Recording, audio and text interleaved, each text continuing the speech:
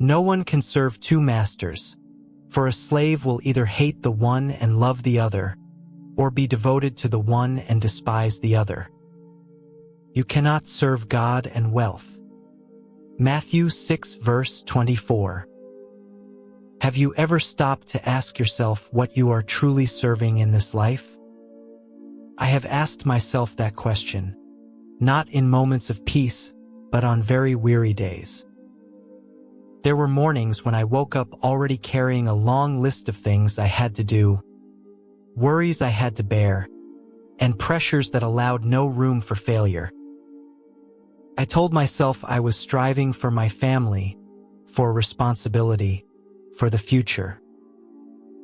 But if I am honest, I began to realize that at times I was chasing things that made my heart heavier and my soul drift farther from God. I asked myself, am I really living in the right direction? And the answer that came back was quiet but clear. Perhaps it has been a long time since I stopped to ask God how He wants me to live. From that question, today's gospel opened before me, not as a threat, but as an invitation both firm and gentle. I am an ordinary person, just like you. I have faith, but it is not always strong. There have been seasons of intense pressure in my life, when everything revolved around making a living, work demands, other people's expectations, and the standards I placed upon myself. There was a time when I measured my worth by productivity, by how much I earned, by what I achieved, by whether I appeared successful in the eyes of others. I still prayed. I still went to Massachusetts. I still believed God was present. But if I am honest, God sometimes stood at the edges of my life, while the center was occupied by financial anxiety, fear of not having enough, and a desire to secure my future by my own strength. When I read this line in the gospel, no one can serve two masters, I felt as though Jesus was gently touching a sensitive place in my heart. He was not scolding. He was not condemning. He was not saying that money itself is evil. He was simply naming a very human truth. My heart cannot be divided forever without growing exhausted. I cannot place my full trust in God while also placing my full trust in material security without being torn inside. And perhaps you have felt this too. Part of you longs to live more lightly, more trustfully, more surrendered, while another part is afraid to let go, afraid of lack, afraid of not being enough, afraid of losing control. This gospel came to me at a time when I was deeply distracted.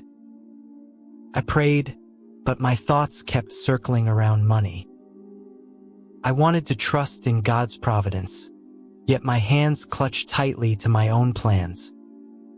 I began to realize that what exhausted me was not only the amount of work I had, but the way I tried to be in control of everything.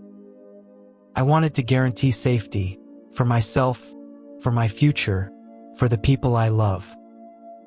And when I could not do that, I became anxious, self-critical, and afraid. No one can serve two masters. This is not a command meant to restrict us.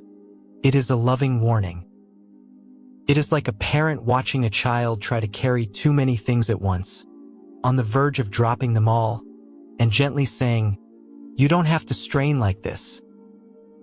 I slowly began to see that God does not want me to become poor, but He does want me to be free.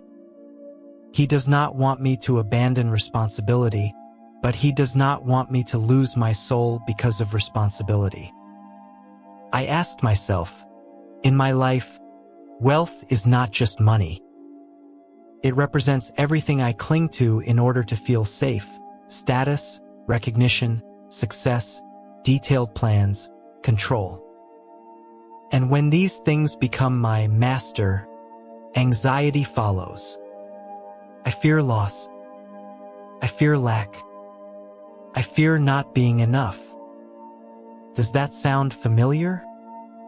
Have you ever felt pulled in too many directions until you no longer know what truly matters? This gospel reminded me of seasons when I worked relentlessly, yet felt empty inside. I remember nights when I lay down but my mind kept spinning with numbers, plans, and worries about tomorrow.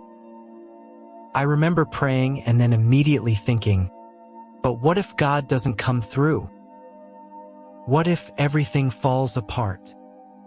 In those moments, I realized something painful but honest.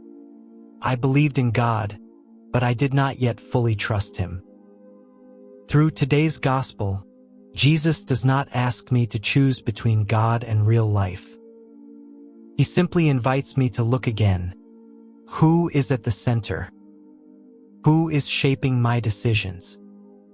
When I choose God as my master, it does not mean all difficulties disappear.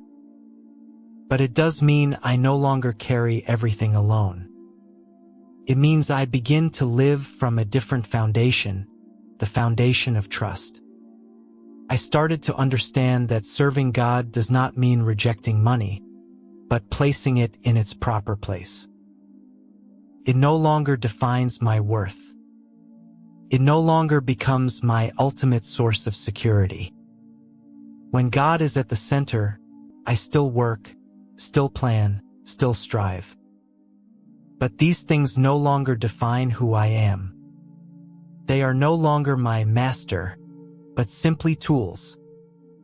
Have you ever felt tired from constantly having to prove that you are good enough, capable enough, successful enough? Have you ever lived with the fear of not having enough, even when outwardly things seem fine? Today's gospel does not condemn us for these fears. It gently reveals their source, a divided heart. I sense that this passage is inviting me back to simplicity, to the most basic questions. Why do I live? What do I work for? If everything I cling to were taken away, what would remain? And what in my life cannot be taken from me?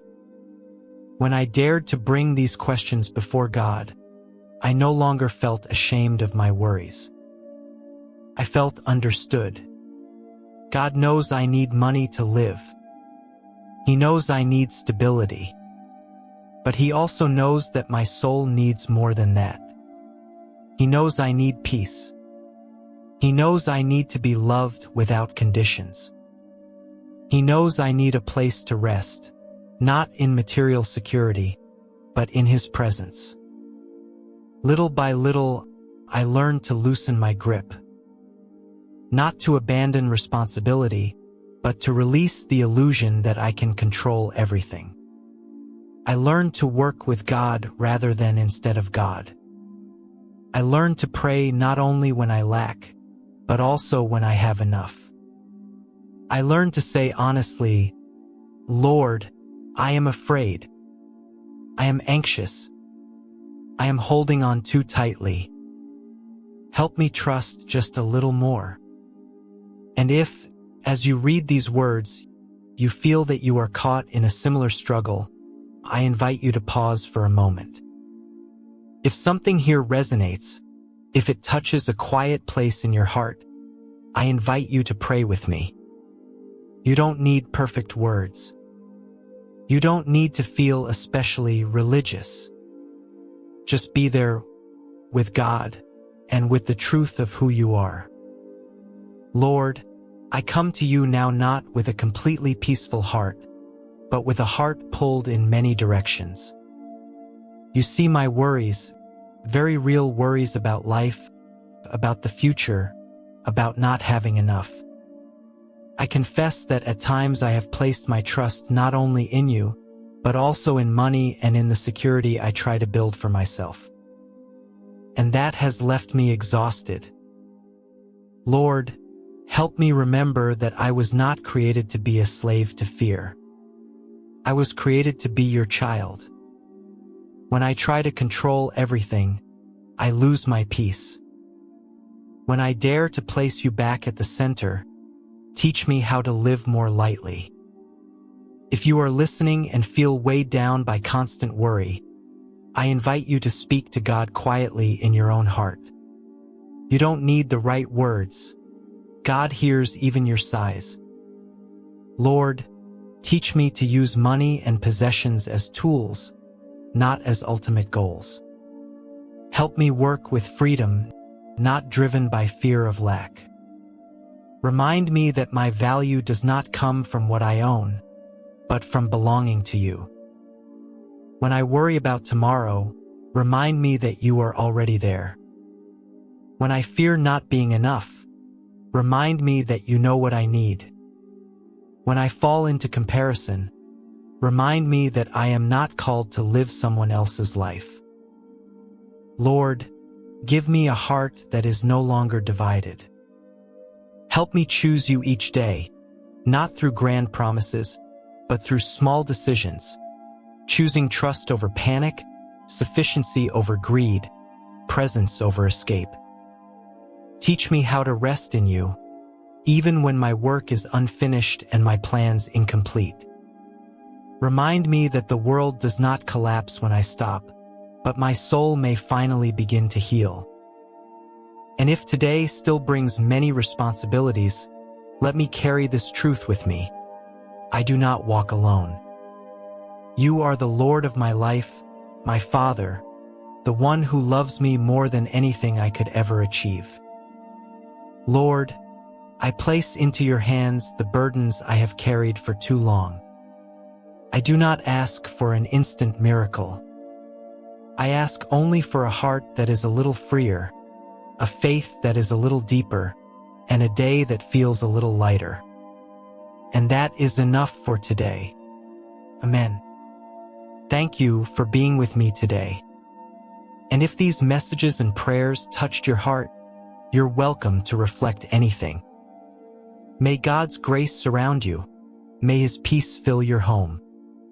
Rest in His love, walk in His strength, and may tomorrow bring you little renewal, hope, and blessing.